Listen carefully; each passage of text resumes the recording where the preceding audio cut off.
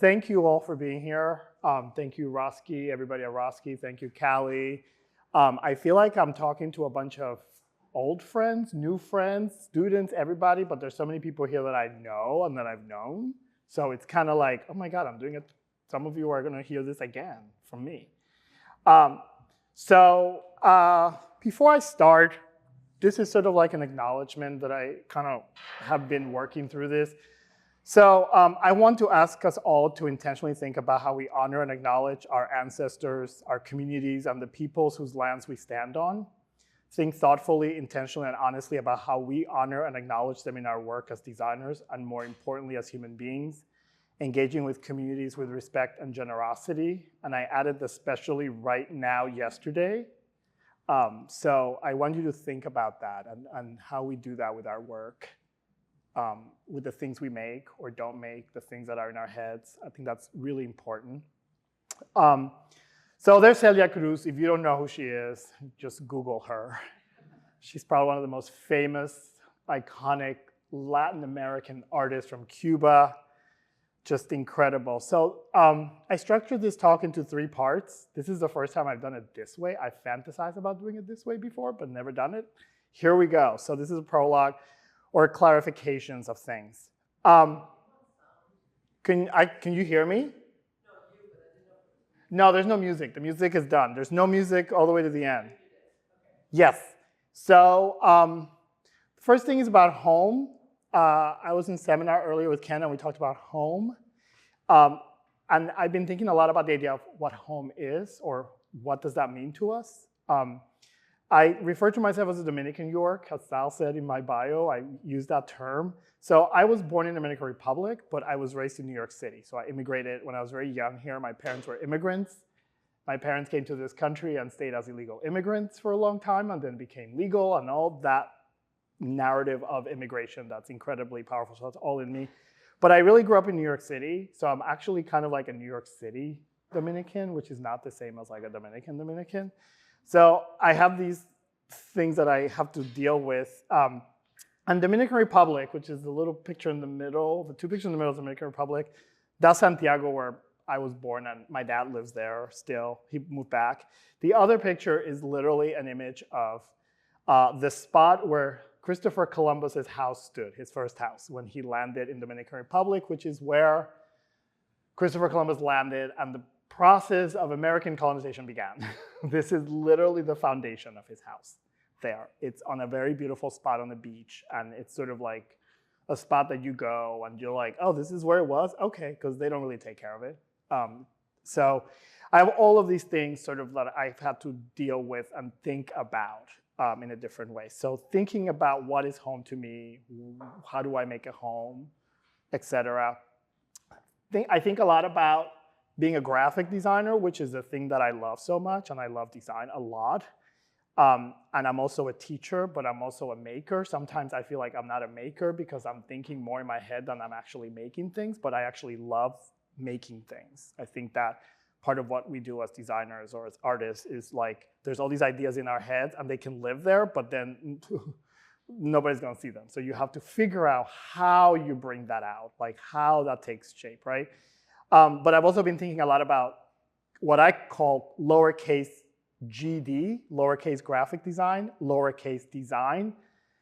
I love that uppercase design, that stuff appears in all of our books. I love that, but you can always love and hate things at the same time. So I have a lot of questions for capital D design. And what happened to capital lowercase d design that has been all over the world for thousands of years, right? Like it just wasn't popped up 125 years ago. So I think about that. I think a lot about how the teaching and the making and the designer and the human being, all that weaves and what you make is all part of it and how it feeds each other. So you're not just in a vacuum. You saw as a graphic designer as a vacuum and then I get out of that vacuum and I go into another vacuum where I'm the teacher. No, it all feeds each other. I think about puncturing. I label this term puncturing. Yes, Beyonce smashing that. And puncturing is sort of the term that I came to settle on because I wanted a word that was really punchy. So I originally studied theater in undergrad school. Like I was a theater major. And I studied more Shakespeare than you probably want to think about, but I think I've read all of the plays. And Shakespeare made a lot of words up. So I'm like, if Shake Perez, as John Leguizamo says, can do it, so can I.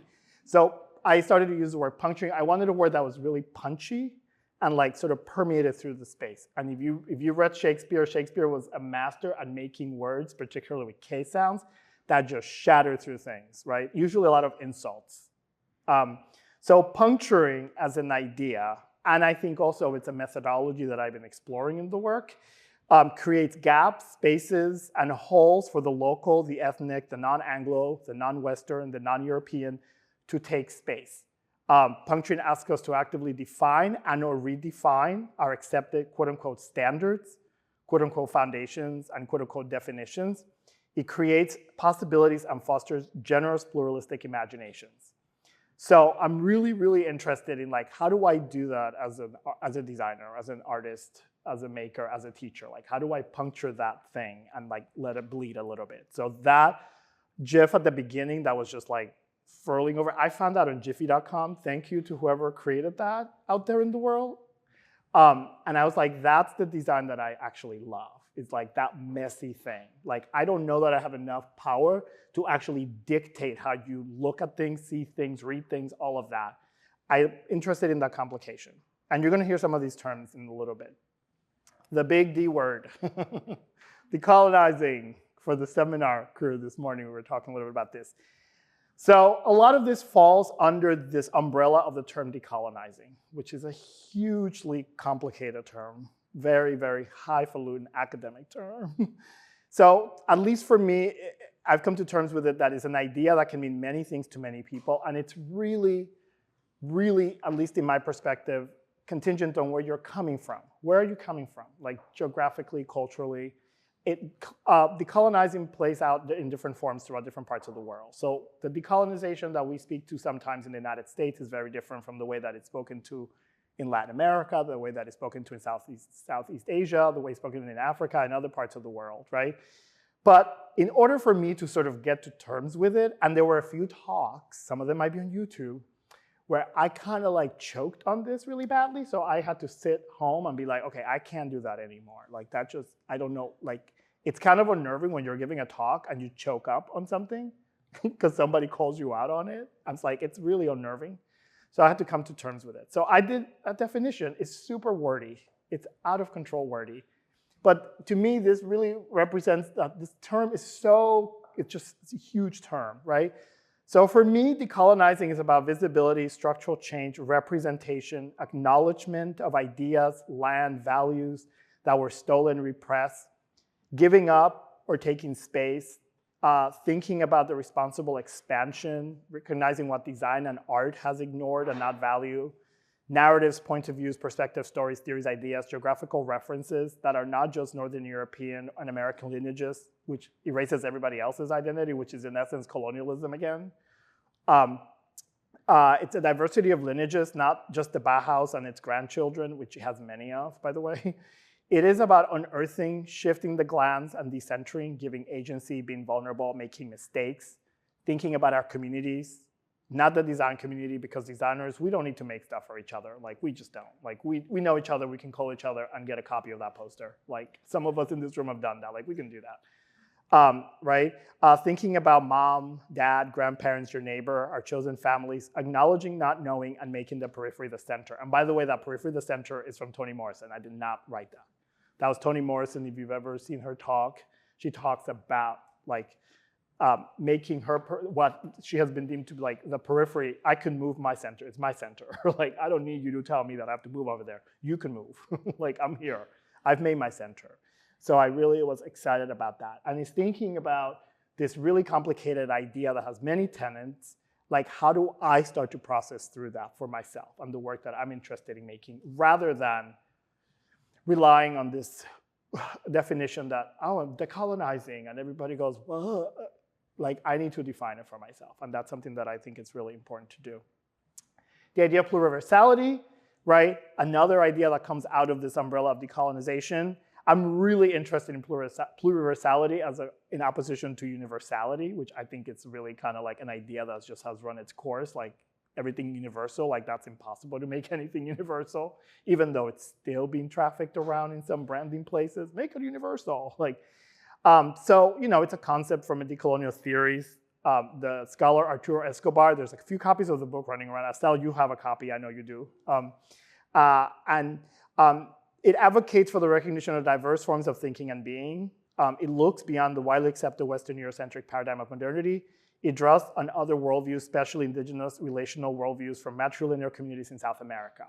So there's the idea of pluriversality, and by extension, decolonization, has a lot of roots in sort of matrilineal communities in South America, like women-led indigenous communities in South America who have been thinking about this and whose the view of their world is this sort of pluriversal where many things move at the same time and interact and bounce, and there's a lot of that going on. So I really love that idea. So some ideas, some sort of like things that I've been thinking about, and some of these fold into what I'm gonna show you in this part, which I call digging. I could not take that dog picture away, so that's why you have a dog next to James Baldwin and Gloria Ansaldúa at the bottom, and Josefina Baez, who's this incredible performance artist from the Dominican Republic who works in New York City.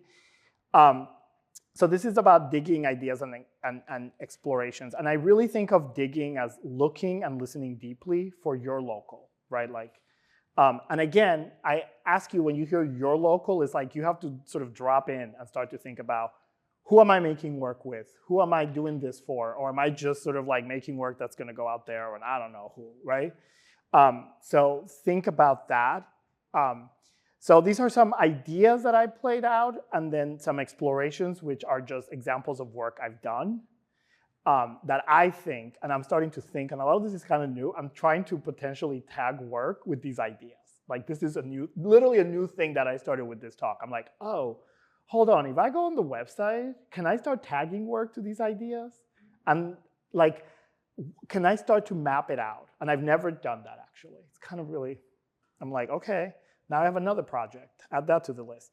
So the idea of definitions or redefinitions, right? So I really believe that it's absolutely critical for all of us to actually start to define what we really are talking about.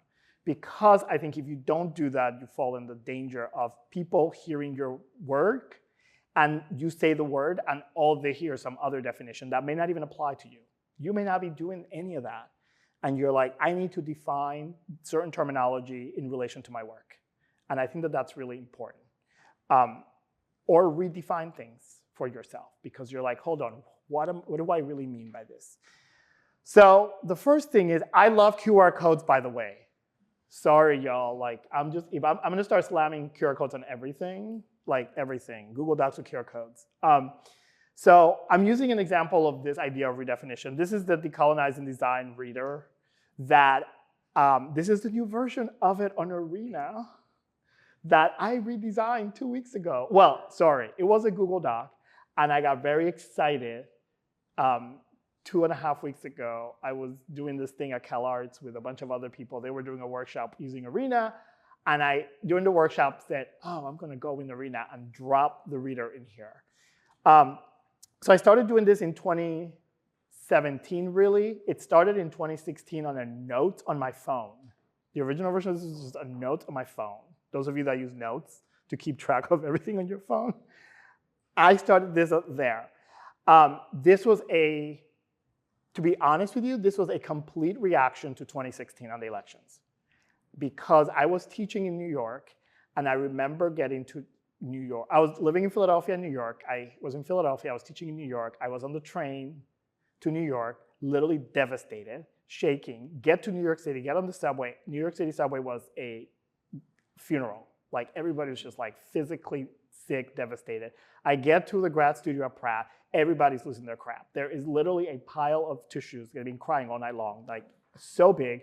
And I'm like, I can't teach. Like, I don't know what to do. None of us know what to do. So I was like, I have to rethink this teaching thing and what we're teaching and how we're teaching it. And like, what am I talking about? Like, I need to do this. So that's where the Decolonizing Design reader sort of began. And then there was an art history professor at Pratt who saw me in a faculty panel talking. and invited me to give a talk to art history. Try to not be an art historian and be invited to talk to art historian. Nothing as terrifying as that ever in my life has occurred, okay? I was terrified because I was like, I have no idea what to talk about. So I started to do that as a way to sort of start to gather material. What do I need to know? There's a bunch of stuff I don't know as a designer, as an artist, that I do not know that I need to know in order to make the work I want to make now, right? Like, and how this shifts. So I started it. There's multiple variations. This is a variation, like literally like all kinds of materials that are in it. It is disorganized intentionally. I tried to go in and try to fix things, and then I realized that it's dumb. So the arena channel is perfect because I just drop it in there. I've moved a few entries around because I'm like, I don't want those two entries side by side. But I'm resisting the idea of controlling it, right? Like, why do I need to control the order? Maybe you want to see this in a different way when you encounter it. And it's really meant for you to dig through it, right? I don't need to organize it for you. I don't know the things, how you organize your life. Why do I need to organize it for you? So it has all sorts of material, Toni Morrison, Octavia Butler, John Leguizamo up there. I saw Latin History for Morons when he did the workshop in New York. I left, I was like screaming on the train going, oh my God, I love Leguizamo.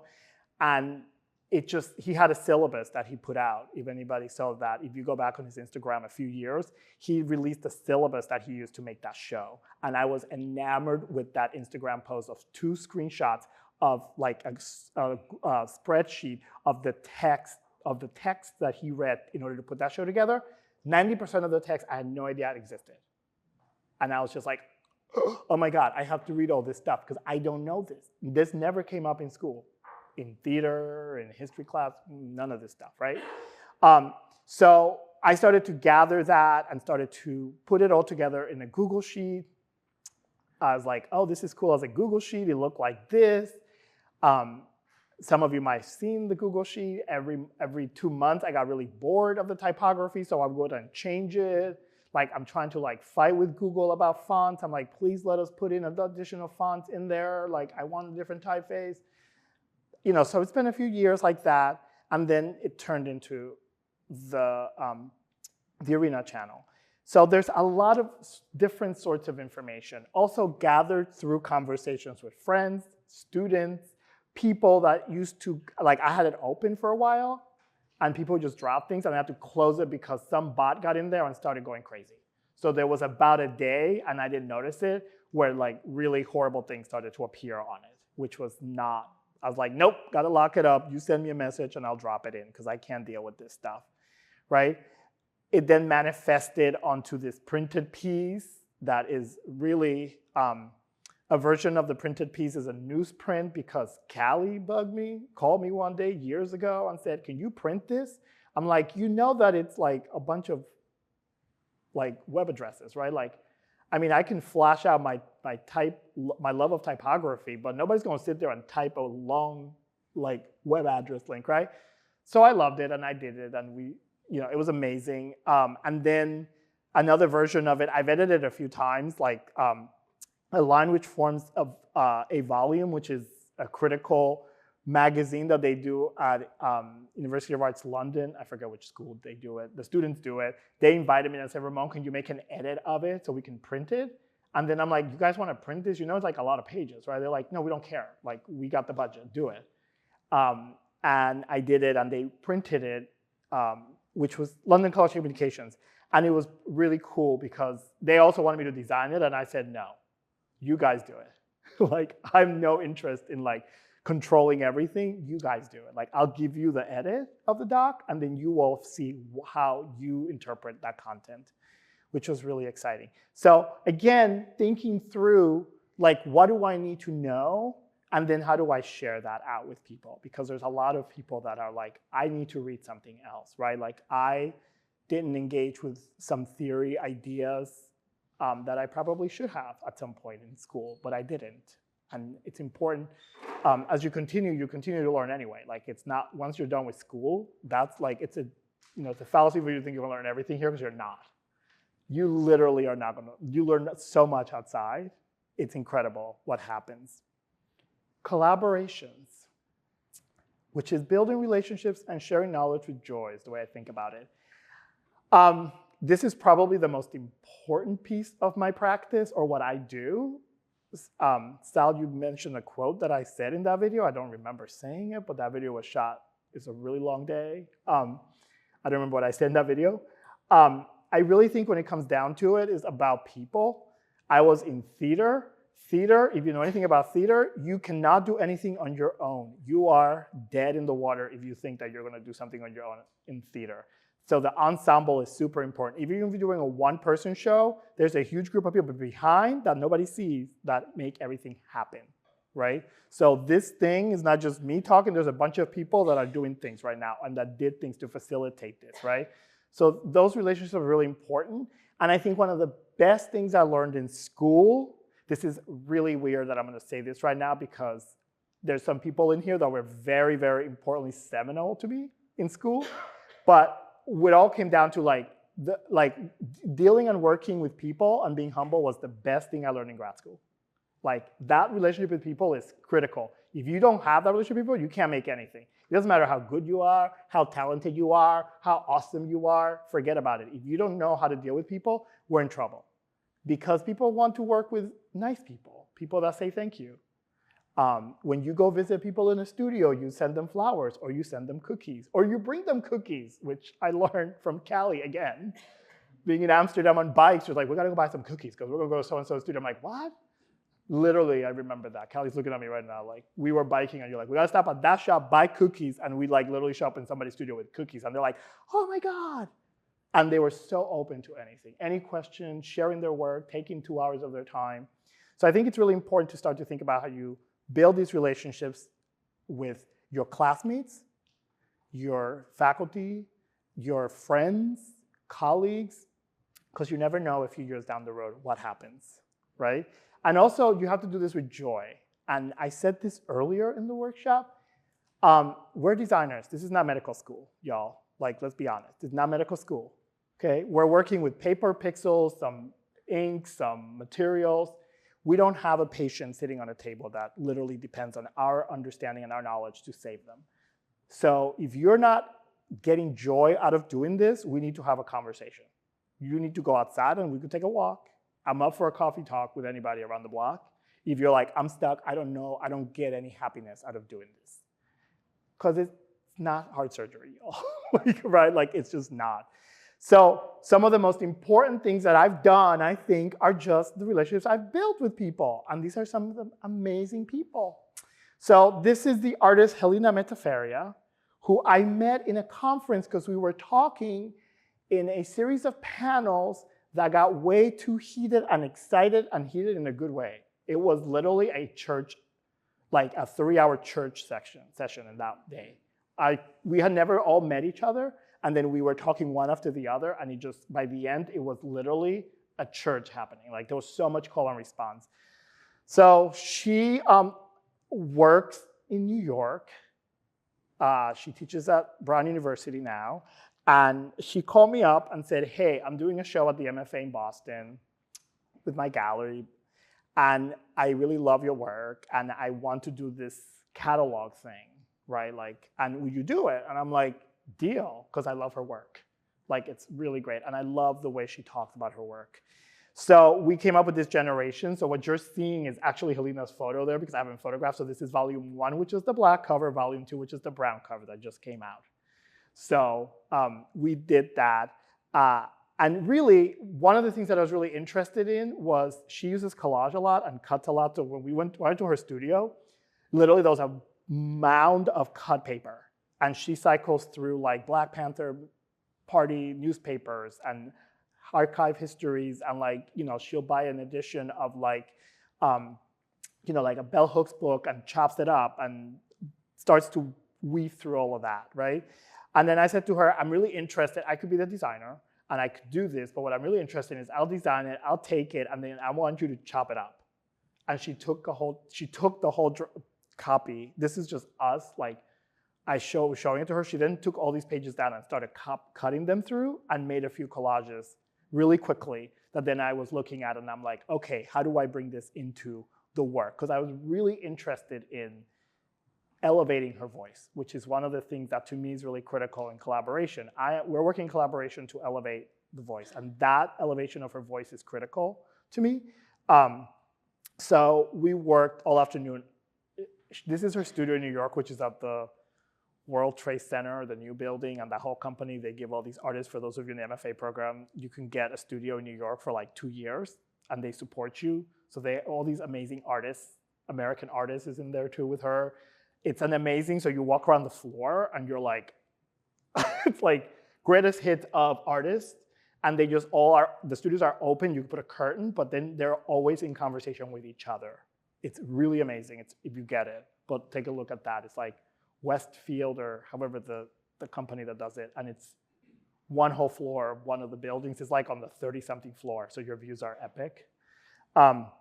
So this is what it looked like, and my love of GIF, here we go, see? This is how I like to show the work. So I was really interested, this is the first edition, the black, really interested in elevating her voice. That was critical to me. So how do I do that? How does her voice come to the surface versus me just playing out some sort of like designerly, like things that I like to do? So we were back and forth on that. And there was a lot of discussions between Helena, the curator, and then there was an assistant curator as well. So we were all in a constant conversation. So we were joking that this whole thing is just a conversation, so we should just like call it conversations because that's what we were doing. And they were reacting to that. So I really loved it. It also played out my love of playing with type and typography and doing some things that I was told not to do in school. In undergraduate, I had a type teacher in New York who told me you cannot, there's a list of things I could not do. And I was like, but why not? Because that's what I want to do. Because I grew up in New York, so I wanted to do those like little bad bodega signage. Like, why can't I do that? Like, oh, that's bad. I'm like, but there's everywhere. Like, I want to do that. This is another really awesome project that I did in collaboration. This is a big title, Political Subjective Maps. Annabella Geiger, Magali Lara, Lea Lublin, and Margarita Paxa, who are 4 feminist Latin American artists who use maps as the form that they explore a lot of issues of politics in Latin America. I had never encountered any of them until I started working with the Institute for Studies in Latin American Art in New York. They have an amazing archive. And they call me up and they're like, Ramon, will you work with us to do these publications for the shows? I was working with the curator here. And I really felt this is Cecilia Fajardo Hill is a curator. She's like this really known Latin American artist curator who lives in New Mexico. And she's telling me about this work and I'm like, oh my God, I've never heard of this. And she's super knowledgeable. And I had free reign on what to do with the publication. There were certain limitations that I had to deal with, size, et cetera, but I had free reign in terms of everything else. And the thrust of it is the work that you see, which is the work in the show, but then there's this inset critical essay that Cecilia wrote. And I just got really obsessed underlining that. And I showed Cecilia my underlined Google Doc with it. And she was like, oh my God, I'm in class, right? She also teaches. She's like, this is like a seminar. I'm like, well, Cecilia, I'm like, you're teaching me all this stuff. And one of the things that I was really taken by was sort of 2 of these artists were graphic designers originally. So they use a lot of text and type. They know how to do it really well. And I got really obsessed with that idea and bringing that forth. I also got really interested. One of the things that I love about working with type and the choices that I can make is that I can actually make a lot of decisions. So for example, one of the decisions that I play out often is that I would only use typefaces designed by women or designers of color. That is just a choice I made that I can do in order to elevate. So the typography on here is designed by women. This is using Arial, which is the only system font that was designed by a woman. It was a collective group, but of all the system fonts that come for free, the original set, Arial is the only one that had a woman designer involved in the design process. All the other ones were designed by men. Cecilia and I had a 2-hour conversation about typefaces and fonts because she said, I have done I don't even know how many catalogs. I have never had a designer talk to me about the fact that all the typefaces are mostly designed by men, even though 99% of the catalogs and the shows I've done are about feminist art, because that's been my thing since day one. And she's like, can we talk about this? And I was like, oh my God, are you serious? like, she's like, I don't even know what to tell you. I can't believe that, because I'm just blown away. Like, I would have thought that that wouldn't be the case. I'm like, well, it's the case. The piece like unfolds. I was really interested in the maps again, but also really thinking about how do I show these artists' works that a lot of people hadn't seen, and actually the four of them, when you dig into it, there are MoMA. MoMA has a bunch of their work. They're really like highly regarded artists. So I wanted to sort of elevate that. And they usually in the gallery give these out for free. They stopped doing that because they were just like, the run would disappear in like a weekend. So now they're like charging for them. But I was really interested in, again, how do I, as a designer, start to think about making containers that elevate these voices and these histories, right? Like, that's my responsibility. And that's like kind of really heavy, but I love that. Like, how do I make that structure and that system? Another collaboration that's really exciting to me, this is some printed collateral. There was a lot more, but I took some out. For the Uzdan Gallery at Bennington College with my friend Ann Thompson, that is really came out of a conversation, and Luis is here. Luis Sandhouse is over here. Luis is really good friends with Anne. That whole came out and called me. I went to Bennington for grad one in Vermont. I did grad school twice. And Anne called me out of the blues, and she's like, oh my God, you're a Bennington alum. Oh my God. So she runs this gallery and does a lot of really interesting shows. And so we collaborate on the collateral a lot, because she has a Rizzo printer and everything gets printed on the Rizzo. She does this insane amount of huge publications on the Rizzo. I design them. We have the conversation. She sends me the content. I design. I send them back to her. She prints. She sends me pictures. I say, okay, I've never said no to anything she's printed. I'm like, I'm done. Like, you do it. Like, I'm like, use orange paper. Like, that was my note. I'm like, you want to try orange paper? And this was for a show that she did, Connected Diaspora, U.S. Central American Visuality in the Age of Social Media, which is actually a show that came from another gallery, I believe was in Arizona, the artist who did this, that curated this. And I was really excited at making this new version of the publication with Anne. They didn't have a publication originally, but the curator got to write an essay, and then we did this piece, which is literally just a stapled handout, the whole thing. Like, we wanted this like stack of handouts, and you just took it. So this has the essay and the work with the artists. But again, this conversation that I do a portion of it and prints it, and we're in constant conversation to make these things. But this work would never look like this if I just did it myself. Like, it just doesn't. Like, if you're like trapped in your own little bubble and, you know, like hermetically sealed, the work is not going to look, at least to me, I don't think the work can live and be as exciting as when you're in constant conversation, even if it's just you're in the studio talking to each other and sort of bouncing ideas and figuring out what works, what doesn't for you at that time. Iterations. This is part of the making. I like to make many. There's not one. Like, forget about making one thing. I think if you think that you can make the one perfect thing, good luck with that, especially the designers in the room. Good luck. Because most of the time, that idea in your head that is so amazing, by the time you get it out and you think it's perfect, it's literally like a horrible souffle that died. Because that thing between our head and our hands on the computer and the printer and all that, by that point, that thing has turned into something else, and you're like, oh, I thought it was gonna look really cool in my head, but it doesn't. So I'm really interested in the many, the imperfect, the idea of growing an idea out through multiple iterations, and then the resiliency of that. Like, you have to be so resilient to just keep hacking at it, right? Like, I did a project one time in New York, it's not on here, and it was a poster, like just a poster, those of you that like to make posters. It was 57 drafts of it before the final poster was approved, okay? And I have all 57 drafts, by the way. So it's called Save As.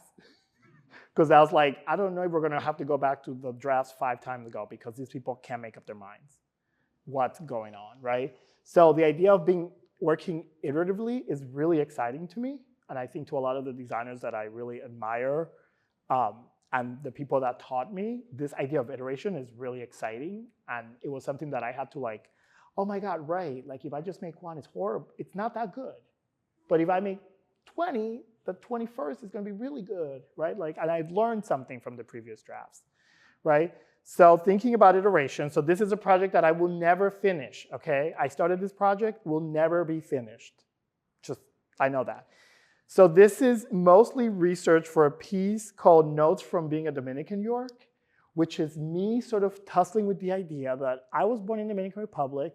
I came to the United States, to New York City, which is where every Dominican lands. So if you know Dominicans and they say New York, everything is New York, right? Like because Dominicans land in New York, and if they're gonna move out of New York, they go from New York. Like if there's Dominicans in LA, I can guarantee you the 2 Dominicans I met in LA lived in New York first and then came to LA. And they're shocked when you meet them. It's like shocking to meet Dominicans in LA. It's like, what? So a lot of it is me trying to figure out what does that even mean. I don't really feel Dominican at times. I don't know. I don't associate with some of the parts of the culture. There's some real nefarious aspects of the culture that I don't agree with based on, like how I live my life and all of that. So I started to play with it. Ultimately, that sheet on the right with the Letraset DR, because I love Letraset and I have a bunch that I buy on Etsy. Those of you that use Letraset in this room, you know that it's an addiction and it's good. And I love rubbing letters, like it's so fun. It came to a list of words, which I was terrified at. And I'm actually still terrified at dealing with just list of words, but I love lists, by the way, as a way to process through things. I was tussling with the idea of the island and the line and the border because in the island, it's split into 2, not evenly. One, the western side is Haiti, the eastern side is the DR, and that border is a contentious line. It's a horribly contentious line, horribly contentious, which has been made worse by history, particularly French and American like land grabs in both places, right? So to me, that like dealing with that border, that line, I was also thinking of border, the constant conversation in essence about the border, but there's also multiple borders, like, like that ocean creates a border, all these other things. And then I just started this, when I visit my parents, I take pictures. There's a lot of hand signs there, people paint signage, like it's great, it's amazing. It's the type that I can never make because I'm too annoyed, like I'm too studied so that I know that, oh, that terminal's not right. It's like, who cares? Like, does it matter? Because I'm still attracted so much to that, like that letter or that number on the street. It's beautiful. And all these symbols of that country, right? The mango, which is behind my parents' house, there's a mango tree that the neighbor has. It's a gigantic tree. And when the mangoes come, it produces so many mangoes that you just like, it's like, even if you ate mangoes for breakfast, lunch, and dinner, there's just too many. And by the way, there's like my dad has a carport, which has like an aluminum ceiling. And when the mangoes fall on that, you'd think a bomb got dropped. It's so loud, and at night, it's beyond crazy. So when they land, the dogs go crazy in the whole neighborhood because it's just nuts. So I love the mango and the color. The yellow is my parents' house. The Dominicans love painting their houses yellow outside, but it's always the ugliest yellow you can find. It's not even like cool yellow to me, right?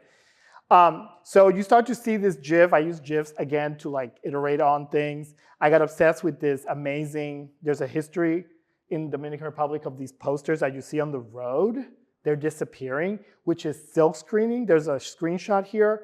There's a video here. By the way, at the end of this, there's a QR code so you can get this presentation and you can go to all these links where you see these artists make these posters, which is pretty much a stencil that they cut out by hand, and they use rice sacks that they've used up. They stretch them, and then they put this. Usually they make this type, and the colors are always yellow, red, black, and white, and blue, and they're just slammed onto light posts on the highway, right? Now, last time I went, my cousin was like, look what's happening. And I'm like, oh, they're all being done digitally, which kind of sucks. They all look like the plotters came out. But nobody ever tells you like where you can make them. Like they're just like printers and community that make them, right? When you go to the video warning, it's really loud. Make sure your volume is not, because they're pounding that ink on that stencil like their life depends on it. So I love that stuff. And then this is one of the things that came out of this, that's come out of this. So this is a pattern and made out of my parents. So part of what I'm interested in doing is my parents' voice, that immigrant voice needs to be there, and I want them in there. So I started to play with patterning. This was during the height of the pandemic when I was bored out of my mind one day, and I was like, I'm just gonna make a pattern of my parents, just for the hell of it, right? So I started to do this. There was one show where I sent this, and they printed a whole wall of this. And I was like, oh my God, this is so much. I wanted to make tacky pillows cases for my parents out of this, but I didn't get to it because I thought they would be afraid if I took them pillowcases with their pictures on it. So I was like, I'm not gonna do that. But there's been a lot of conversations for me about my relationship to putting my parents in my work. And they know, but they're like, okay, sure. That's the extent of the conversation. So I'm like, okay, but I'm interested in figuring out like, how do I put their voice, which to me is really important, but maybe to the rest of the world is not as important because they're just my parents, you know, who are just dishwashers who wash dishes, so I can do what I do now. Well, the language started to turn into this, bad typography on purpose, and just stretching, which is the thing that teacher said to me in New York at SVA, you don't stretch type. That is wrong, absolutely not. Don't ever do it, don't think about it. And I'm like, why not? I see it everywhere on the subway, why not? So I did this. And there's words, some of these words these are the words that I would hear around in the Dominican household. Those of you that speak Spanish, some of these words may take on other meanings because typical Latino country situation, the words have multiple meanings. Like what in the DR means one thing, in Mexico means another, and in Ecuador means something else. And then my most favorite version of this is the massive vinyl at the RISD Museum. That was my favorite version. I don't do vinyl because I don't install vinyl. I will do it if you ask me, but you gotta get an installer. Because the 2 times that I say, sure, I'll install it, I died. Those of you that have installed vinyl, you know, it's not fun. It's so horrific. So I was very excited about this. I saw it and I was like, oh my God. And again, it's to bring that voice out. To me, sancocho, which is the Dominican stew, every culture has that stew that your mom or your grandmother makes. That's what sancocho is. It's like they throw everything in there. By the time you're done eating it, it's so hearty, you're like, I can't eat anything else. Like, it's just intense, right? Fractals. Okay, let me make sure that I'm not going crazy here. Fractals. Mathematic terminology. I love them. Workshop people were talking about them. Some of you, Sadia, you know what this is all about over there. Some of you know about this. So they're resilient and it's about imagination and resiliency. And I think a lot about this to Adrienne Marie Brown's Emergent Strategies. She talks about this. If you read Emergent Strategies, you know about this. If you haven't, you should read that book. But as classic Adrienne Marie Brown, she says, you only need to read 4 pages. I just got really overzealous and wrote the rest. So it's amazing. And then the mathematician Ron Eglash, who's at the University of Michigan, who has done a lot of work on fractals and did this amazing book about African fractals. And then my friend Silas Monroe, which some of you know, a lot of conversations about this. So I'm going to use some teaching about that. So this was a workshop that we started, and we've done a slew of them called Throwing the Bauhaus Under the Bus. We started this at Otis in the MFA program, and then we've carried on with it for multiple iterations at different lengths of time. So it's gone from like a 2-week thing to a 1-week thing to like a 2-day thing to a 4-hour thing to I did a 90-minute version of it, which was like crazy, but really satisfying. And it really starts to talk a lot about like, can we like think about making differently? Can we like disrupt our making in a way that is pulling from other sources other than the structures that have been handed down to us, a lot from the Bauhaus. For the record, I love the Bauhaus, but some people see videos out there and they think, I hate the Bauhaus, I hate modernism, I hate Europe. I don't. I probably could buy a house with the amount of money I spend going to Europe, okay? So, and I'm still gonna go, okay? So we did this, and here's some stuff, and this is just this little pictures. There's somebody in here sitting down whose work is hanging out up there because it's actually like amazing, was like blown away by like the thing. So this was the first version of the workshop, and you know, it was a lot of iteration, a lot of going from one thing to another. We called it from 2D to 3D to 4D and beyond. And Salas and I were like, we don't know what 4D and beyond is. You define it. Where like you start to say, like, how do you push an idea from a two-dimensional version to a three-dimensional version to a fourth dimension?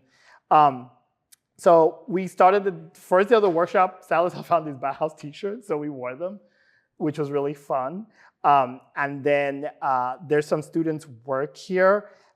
For example, here, Yohara did this piece, and this was really incredible because this is actually a form that is based on a conversation she was having with her mother, who we asked her to call her mother in Saudi Arabia and have a conversation with her about the work. And Yohara recorded that, and when, I don't play the sound to this because it's their conversation.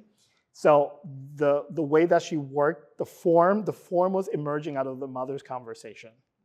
Like, and when we heard the conversation, Salas and I did not have a clue what was being said, but I heard mom. Mom's an architect, and I knew that from a heart, like the way she was speaking, like it was amazing. And she was like, how do you guys know that? Like, she has very strong opinions about art and design. And we could just tell that, right? And it was just incredible. But it started out as a 2D thing, like just playing with mark making. And then Josue, who's over there sitting, this is his piece right here. And this is one like crazy thing of like playing with form, and then he spent the weekend with his uncle, right? Who has like a shop. So he made these incredible little tiny sculptures out of metal, and then started to play with like recording them and turning them into these sort of digital pieces. And Salas and I are going like, oh my God, like that's why I always show that little video, like that little GIF, because we were like, there's the piece, that's the piece. I mean, the sculptures are really gorgeous, like really beautifully made.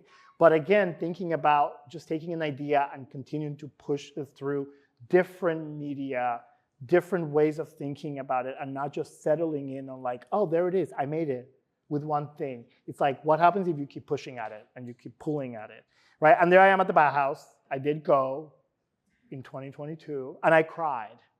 But I didn't take a picture of me crying because people were gonna make fun of me, because the building just has any of you that have been to the Bauhaus, the building has this energy in it that you're like, of course I would make crazy things if I'm in this building. Like I would too, because the energy of the building is so incredible. It's so like art, it's totally an art school.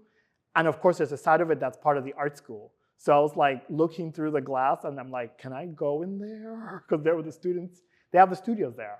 So I'm like, can you imagine being in school and your studio is in the Bauhaus building? I'm like, my brain would explode. So it's really exciting to think about like how we iterate a lot. And I think I was also taught a lot about iteration, but also starting to think about how much iteration is necessary too. Like, do I need to make 7,000 things, right? I could, but I also, when do I start to learn to start to edit for myself or start to make decisions as how do I play that out? Elevating, super important. All of my work is about elevating people's voices. At this point of the game, I'm very privileged to be able to just say, I primarily only do work with BIPOC people, creatives, BIPOC designers, artists, because I'm interested in elevating each other's stuff up. Like, it's time to bring it up. That doesn't mean like most of my work, but that's just something that I can do based on where I am right now. There was a lot of time, I made a lot of work that none of you will ever see because I had to pay bills. Like, that's the reality. I lived in New York City, come on. Like, you know, I worked at Starbucks for 5 years, y'all. Thank you, Starbucks, for paying my health insurance and my fixing my teeth. No joke about that. Health insurance is really good. They actually have really good insurance. But I can now make the decision to sort of say, my job as a designer is to actually figure out ways of elevating my people's, my community, my friends, their work, right? So I can do that, and I think that's really incredibly important to do. Okay, so this is my friend Kenny Reves, who called me up. He was at CalArts in the writing program, an MFA, and he called me up. He says, "Yo, what's up?" I'm like, "What's up?" He's like, "I got this grant. I won this prize. It comes with this book. Can you design the cover? Because I saw you talk, and I love that Sancocho thing you did, the thing from the RISD Museum." He's like, "I want that." I'm like, "What do you mean you want that?" He's like, "No, I want that. Like, I want that stretchy thing all over on the cover." And then I said, "Sure, I'll do a cover. Easy." Then he calls me up a week later. "Can I propose something?" I'm like, "What?" He's like, "I don't want them to design the book. Can you design the book for me?" I'm like, "Oh, darn. Okay, how much am I getting paid?" I mean, I got paid. I would never tell him. He would never know how much I actually got paid because I told the publisher, you're not allowed to ever say how much you're going to pay me. But I'm going to do it because I read the script, the manuscript, and I was like, oh my God, he's a poet. And I was just like, Kenny, this is crazy. This is nutty. This is so amazing, right? So we started talking on Zoom. This whole thing was designed, screen sharing in design with a poet on Zoom. Okay, now, my regret that I never took a picture of us collaborating because it was epic. Because he's like, here's the thing, Ramon, I love that you're telling me that in graphic design you can't do that, but I don't really care. You need to subscribe to my rhythm. So move that line. I'm like, what are you talking? He's like, no, move it, keep it moving.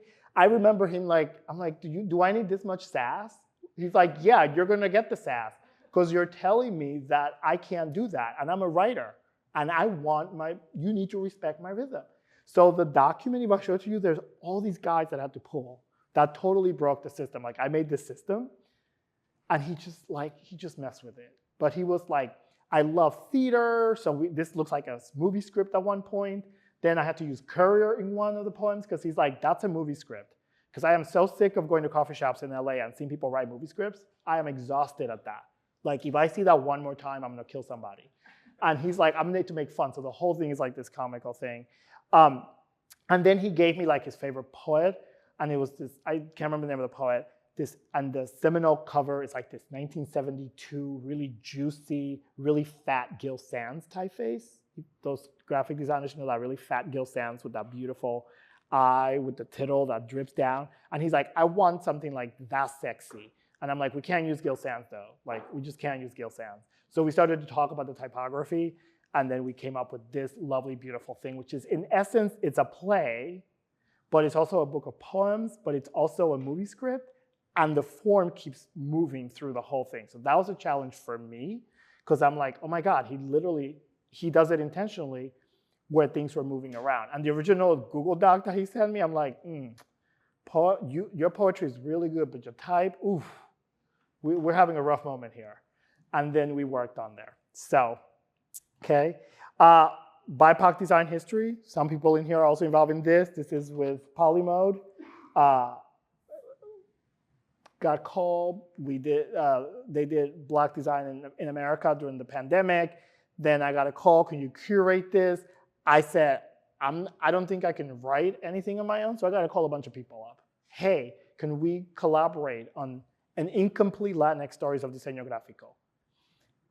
We can never write this. This will take so many people to write histories, right? Like you need collective histories.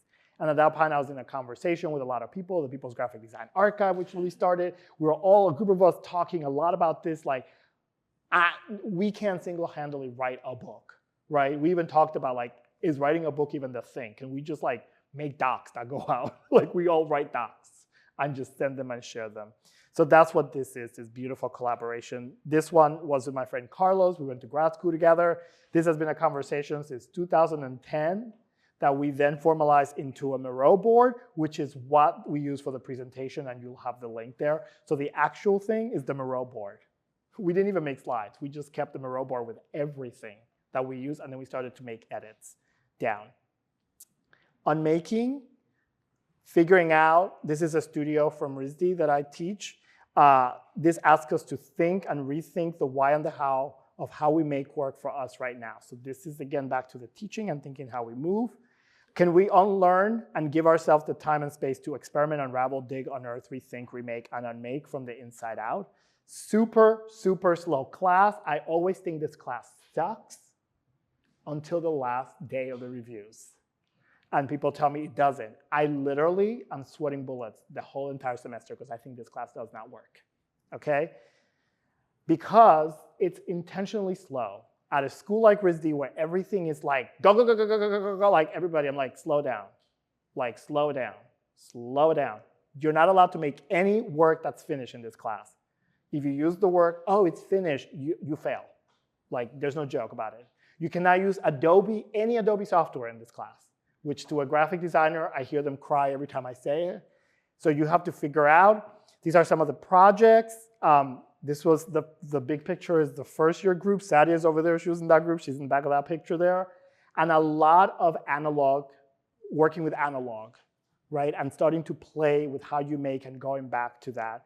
But making tools, can we make our own tools to make things, right? Like the stencils are really amazing tools. So again, it's just like, how do I sort of think about all these ideas and then make a class that actually attempts to do this and help students to do this, like to just not be like constantly knowing everything. This is more work from this last year, actually, a lot of form making, which is, again, me in conversation with my teachers, because I was taught certain things about form making, and I've now put them in conversation.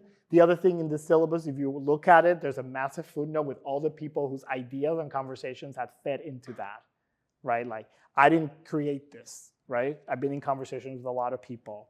Here's some Yasmin from that first class, processing with video, projection, these flags, this just incredible, amazing, just really trying to figure out the sound of Istanbul. Can you capture the sound of Istanbul? Yasmin was really obsessed with that. And then this fed into her final project at RISD, which was a huge thing and really beautiful, really, really beautiful project, right? And then Leanne, who lives here in LA as well, Leanne took that processing and completely hacked it. I did not think this was gonna work. Leanne started writing. So this is actually a writing script. So she started to write to generate this form in sort of a very poetic way. So each of these little pieces is a different set of modules that then you can play. When she showed us this the first time, I was like, how did you do that? Because you broke the structure of the processing to let you write. She's like, I just experimented because I just couldn't figure out how to draw. Like, I didn't want to draw that way. I wanted to write. And it was amazing. It's actually a huge scroll too, by the way. So the epilogue, done. Or 3 thoughts for you to think about, okay? I want you to think about how are you making in collaboration and respect with joy and joy.